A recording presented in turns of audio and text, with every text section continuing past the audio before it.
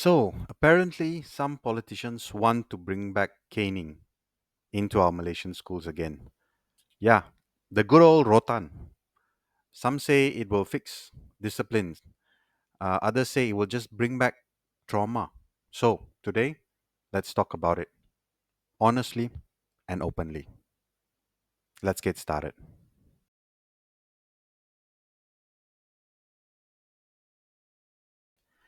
Recently, there's been a lot of discussion about allowing caning back into schools, especially for students who misbehave. And this actually comes in after a lot of reports about students misbehaving. There's a lot of discipline issues that are coming up, like fights, and of course, the SAs that are happening. And with the recent issue of the 14-year-old murdering the 16-year-old girl. And a lot of people believe that it's because of the lack of discipline. Now, in the olden days, when I was going to school, there was rotan, there was a caning. I personally have been given a lot of caning too. I wasn't a angel of a student. I've had public canings. I have had canings in front of the class. Usually, it's on my butt or on my hand. And I would say this was when, from my time in primary school all the way up to my secondary school. So we're looking at the late 90s and the early 2000s. And at that time, we really did fear the teachers who were the disciplined teachers, and it did keep us from doing more than what we did.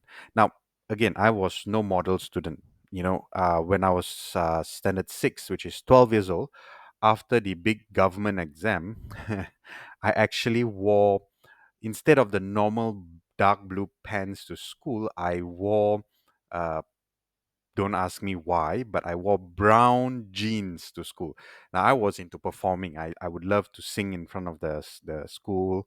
And so I was thinking that it was something cool for me. And so I wore brown jeans. And of course, I got caned for it because I'm not supposed to. But I didn't take it as, at that time, I didn't take it as abuse. I just took it as I did something wrong. I deserve the caning. And by goodness, I would pray that my parents never found out that I got caned. Unfortunately, my primary school was literally right in front of my house. So if my name gets called up during assembly, my my parents would know, and I would go back home, and then I would get a second kind of um, disciplinary action at home. But as I said, we're looking at the late 1990s and the early 2000s. At that time, we all believe canings work because it did keep a lot of us in line. I was very involved in, of course, games and playing with my friends and everything, but we do get mischievous, and we would do things that, well, would consider not right by school rules, and we would get caned for it. When I went into secondary school, there was a time I used to keep my hair really long. So like I had a fringe all the way up to my chin. And of course I didn't get caned for that, but my discipline teacher at that time, he just snipped it off. I but until today, I never have any resentment against my discipline teachers. So the discipline teacher who did, cut off my fringe, he was a teacher who really enjoyed teaching, and we could all see that we loved his classes. He used to teach us basic maths and additional maths, and the passion we saw from his teaching, till today I would never be able to pass my maths or additional maths if it wasn't for him. But he was a discipline teacher, and we would be so scared to get cane from him because he used to have those muscular arms, and he used to do push-ups every day. So getting caned by him wasn't an experience we wanted. But until today, and I've left school more than 20 years now, I still remember him, and he still remembers me. We still do meet up and we still talk. I have my own kids now, and I never lost my respect for that teacher. And he never forgot me. And that is something I really cherish, that a teacher would go to that lengths to remember a student. But again, the issue is, would all this be able to be carried into today's situation, today's scenario?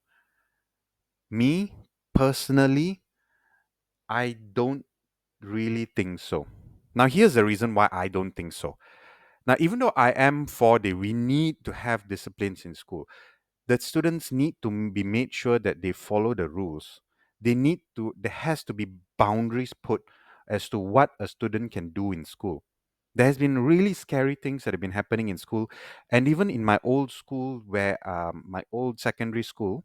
Now, I knew one of the security guards at that time, and after I left school, we're talking about 3 4 years later, when I met back the security guard, he used to tell me, you know, your time when you all used to come to school, the most when they have to spot check the bag before they enter, the most we would end up, the worst that we would end up is boys would have cigarettes. And yeah, so a lot of students would smoke after school or before school. But he said there was a case where he had to spot check a girl's bag, and when he opened the bag, he actually found condoms inside the girl's bag. And the statement she made was really terrifying to him, because he too is a parent. He said the girl said, "If I don't bring, the boys don't bring either." And that really put a huge kind of effect on him, that he remembers it every day. And when he told that to me, he says that, what are we going to do about kids like this, teenagers like this? So I strongly believe there needs to be discipline. But would caning actually be the answer? Now, the government has come out and said that they want to kind of implement back caning in schools, to have that discipline be done by fear. Now, it worked when I was a student. I don't think it will work now, is because number one, they said that uh, we'll allow caning up to the point where it doesn't become abuse. And that I never got abused in school, right? So, but I know it did happen in some cases where the teachers would cane till it bleeds and things like that. And of course, that's wrong. But as long as the government doesn't define what would be considered abuse, then there is going to be a free for all, isn't it? That's number one. Number two, the parents of the students need to also understand that their kids need to learn discipline, not only in schools, but it starts from at home.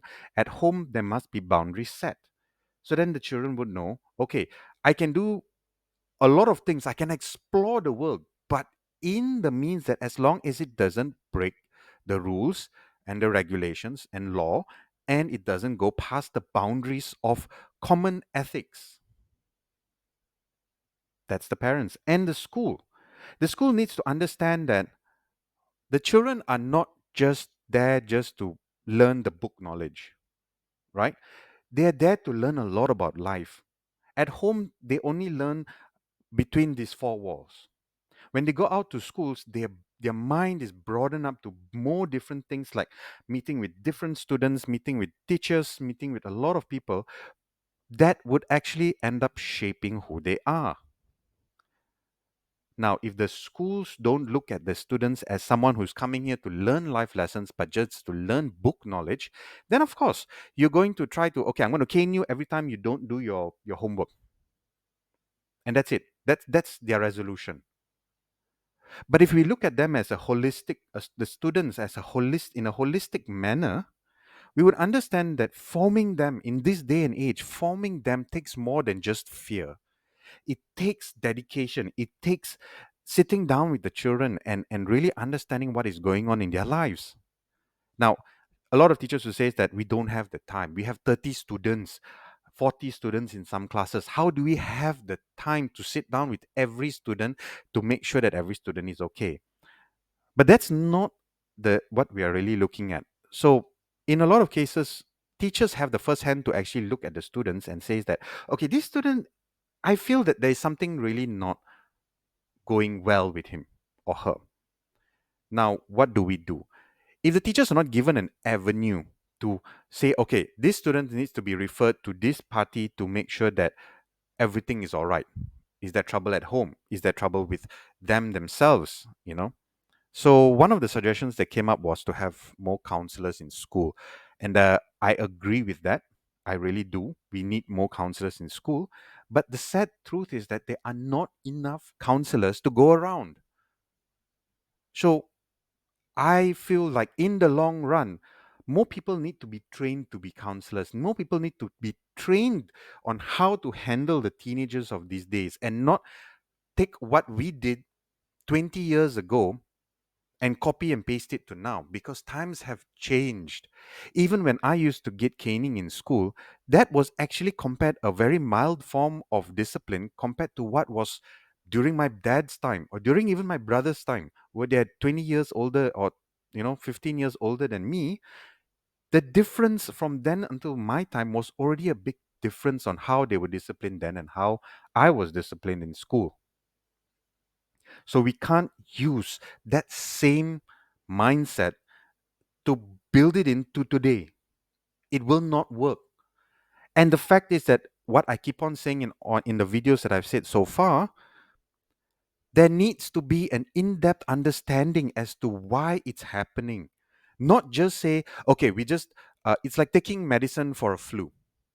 But if you don't know why you've been getting the flu over and over and over again, all you're going to be doing is non-stop just taking paracetamol, Panadol every time you have a flu. And how is that going to help the underlying issue? And that's where I think we need to start. Find the underlying issue and work from there. Discipline is important, but we cannot be taking what we did 20 years ago and doing it today and expecting it to work. That's my opinion. So, what about you? Do you think caning is really necessary, or do you think it's a barbaric thing? Now, I stand on the fact of it's not necessary, but to a certain extent, it is discipline is needed. It's just how we go to it. So let's talk about it in the comment sections. Put your comment down below. Tell me what you think. And I would really want to cover a lot more on these kind of issues, and because I don't think it's just limited to Malaysia, I think it's worldwide. And we need to really, as a community, again, as a community, come together and talk more about it. So, again, thank you very much for viewing, and I will see you on the next one. Take care.